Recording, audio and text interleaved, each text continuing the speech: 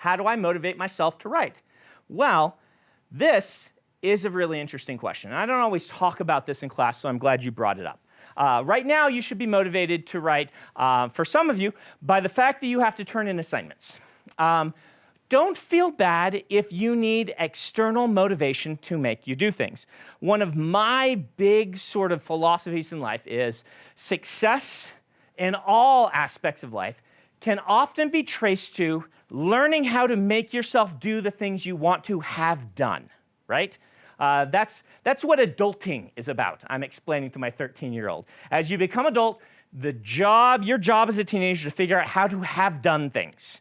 How to make yourself do the things that you want to have done.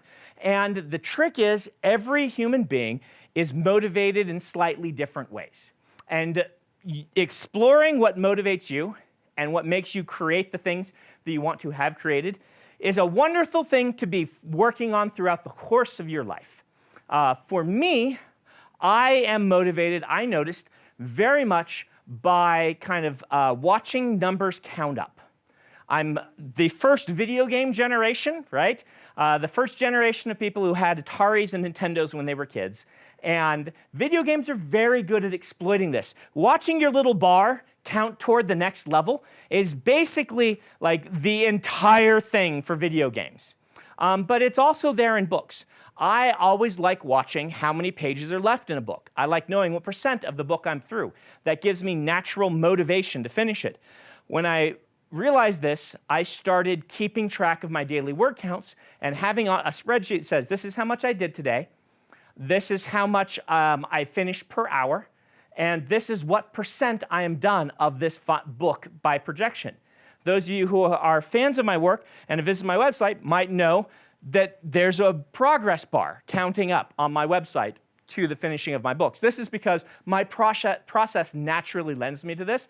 I always know what % I am through a book, at least in a rough, guesstimate. Usually for a shorter book, I'm using 100,000 words as the guesstimate. And for a Stormlight book, I'm using 400,000. They are big. This works really well for me. If I naturally record my daily word count, then I am naturally motivated to make that number go higher. Sometimes a little bit of carrot also helps with me, saying the sooner you hit this word count goal you have for the day, the sooner you can then go do this other thing you want to do.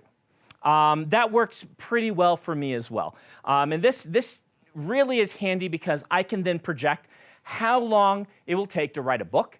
I can say, I want to have this book done by this date because I know a new revision for another book is coming in or something, and I can actually just have the spreadsheet split out how much I would need to do per workday to do that. That becomes my word count goal. I shoot for that. If I've made that and still want to write, I can. But if I've made that and I'm feeling tired of writing, then I can go do something else, which still might be work-related, but switching projects can be very exciting for me. So that might work for you. It might not work at all. I have friends that an external deadline is just essential for helping them be productive. This is one of the values of writing groups, or having a writing partner, or having a cheering section in your family even. Maybe that sort of external validation and thing external motivation is important for you. Don't feel bad. Everyone is different. Not everybody is motivated by the same things. If it makes you do the things you want to have done and it keeps a good life, work, hobby balance for you in your life, then it's probably a good thing that you should invest in and learn how to do that consistently. It'll serve you very well in all aspects of your life. Some people, it's a stick.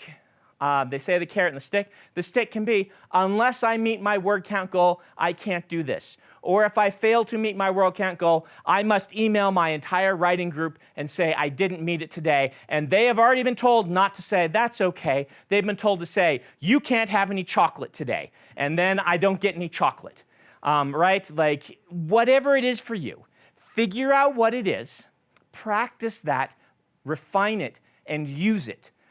Being successful in life is partially about hacking your brain.